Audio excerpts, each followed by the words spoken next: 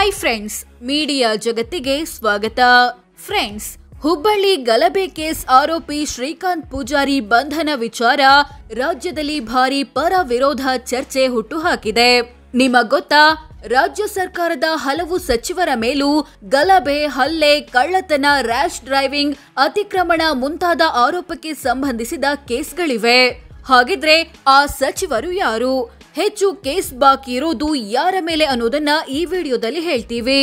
Interesting ಆಗಿರೋ ಈ ವಿಡಿಯೋವನ್ನ ಕೊನೆವರೆಗೂ ನೋಡಿ. ಅದಕ್ಕೂ ಮುನ್ನ ನೀವಿನ್ನು ನಮ್ಮ ಚಾನೆಲ್ಗೆ ಸಬ್ಸ್ಕ್ರೈಬ್ ಆಗಿಲ್ಲ ಅಂದ್ರೆ ಈಗಲೇ ಸಬ್ಸ್ಕ್ರೈಬ್ ಆಗಿ. Number 1, B Nagendra.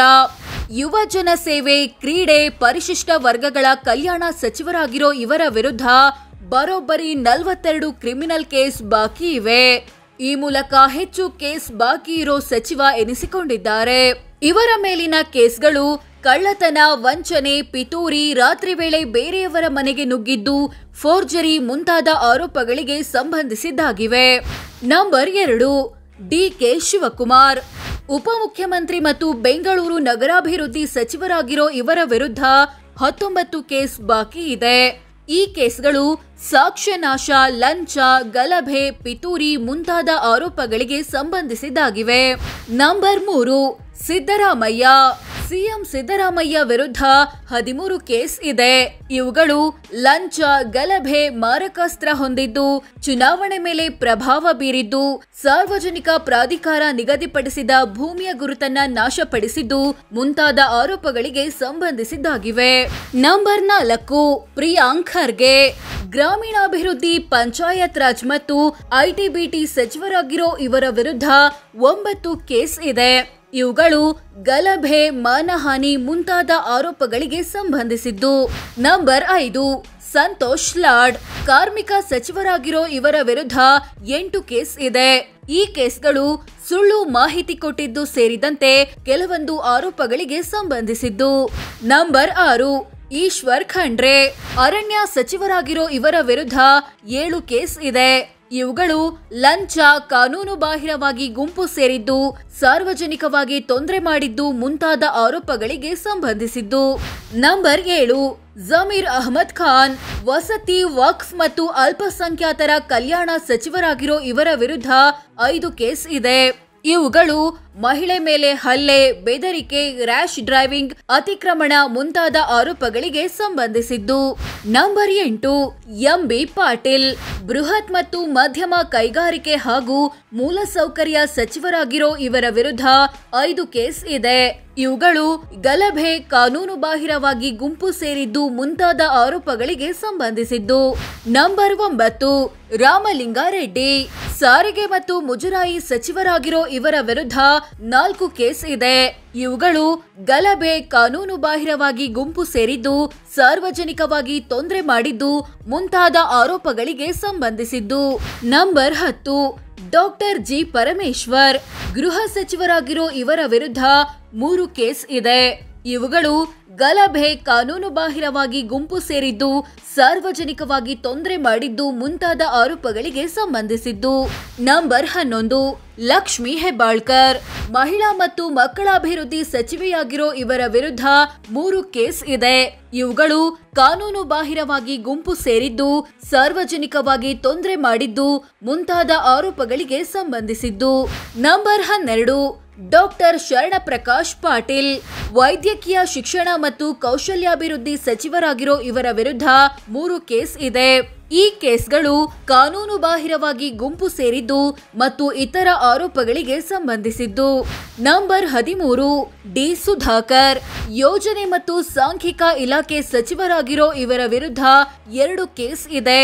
ಈ ಕೇಸ್ಗಳು ವಂಚನೆ, ನಂಬಿಕೆ ದ್ರೋಹ, ಫೋರ್ಜರಿ ಮುಂತಾದ ಆರೋಪಗಳಿಗೆ ಸಂಬಂಧಿಸಿದ್ದು. Number 14, doctor H C. ಮಹದೇವಪ್ಪ. ಸಮಾಜ ಕಲ್ಯಾಣ ಸಚಿವರಾಗಿರೋ ಇವರ ವಿರುದ್ಧ 2 ಕೇಸ್ ಇದೆ. ಇವುಗಳು ಗಲಭೆ, ಕಾನೂನುಬಾಹಿರವಾಗಿ ಗುಂಪು ಸೇರಿದ್ದು, ಸಾರ್ವಜನಿಕವಾಗಿ ತೊಂದರೆ ಮಾಡಿದ್ದು ಮುಂತಾದ ಆರೋಪಗಳಿಗೆ ಸಂಬಂಧಿಸಿದ್ದು. ನಂಬರ್ 15 ಸತೀಶ್ ಜಾರಕಿಹೊಳಿ. ಲೋಕೋಪಯೋಗಿ ಸಚಿವರಾಗಿರೋ ಇವರ ವಿರುದ್ಧ 2 ಕೇಸ್ ಇದೆ. ಇವು ಕಾನೂನುಬಾಹಿರವಾಗಿ ಗುಂಪು ಸೇರಿದ್ದು, ಸಾರ್ವಜನಿಕವಾಗಿ ತೊಂದರೆ ಮಾಡಿದ್ದು ಮುಂತಾದ ಆರೋಪಗಳಿಗೆ ಸಂಬಂಧಿಸಿದ್ದು. ನಂಬರ್ 16 ಬೈರತಿ ಸುರೇಶ್. ನಗರಾಭಿವೃದ್ಧಿ ಮತ್ತು ನಗರ ಯೋಜನೆ ಸಚಿವರಾಗಿರೋ ಇವರ ವಿರುದ್ಧ 2 ಕೇಸ್ ಇದೆ. ಈ ಕೇಸ್ಗಳು ಗಲಭೆ, ಕಾನೂನುಬಾಹಿರವಾಗಿ ಗುಂಪು ಸೇರಿದ್ದು ಮುಂತಾದ ಆರೋಪಗಳಿಗೆ ಸಂಬಂಧಿಸಿದ್ದು. ನಂಬರ್ 17 ಮಧು ಬಂಗಾರಪ್ಪ. ಪ್ರಾಥಮಿಕ ಮತ್ತು ಪ್ರೌಢ ಶಿಕ್ಷಣ ಸಚಿವರಾಗಿರೋ ಇವರ ವಿರುದ್ಧ 2 ಕೇಸ್ ಇದೆ. ಇವು ಕಾನೂನುಬಾಹಿರವಾಗಿ ಗುಂಪು ಸೇರಿದ್ದು, ಸಾರ್ವಜನಿಕವಾಗಿ ತೊಂದರೆ ಮಾಡಿದ್ದು ಮುಂತಾದ ಆರೋಪಗಳಿಗೆ ಸಂಬಂಧಿಸಿದ್ದು. Number 18 H K. ಪಾಟೀಲ್. ಕಾನೂನು ಮತ್ತು ಸಂಸದೀಯ ವ್ಯವಹಾರ ಹಾಗೂ ಪ್ರವಾಸೋದ್ಯಮ ಸಚಿವರಾಗಿರೋ ಇವರ ವಿರುದ್ಧ 2 ಕೇಸ್ ಇದೆ. ಇವುಗಳು ಮೇಕೆದಾಟು ಪಾದಯಾತ್ರೆ ಟೈಮಲ್ಲಿ ಕೊರೋನಾ ರೂಲ್ಸ್ ಉಲ್ಲಂಘಿಸಿದ ಆರೋಪಕ್ಕೆ ಸಂಬಂಧಿಸಿದ್ದು. ನಂಬರ್ 19 ಕೃಷ್ಣ ಬೈರೇಗೌಡ. ಕಂದಾಯ ಸಚಿವರಾಗಿರೋ ಇವರ ವಿರುದ್ಧ 2 ಕೇಸ್ ಇದೆ.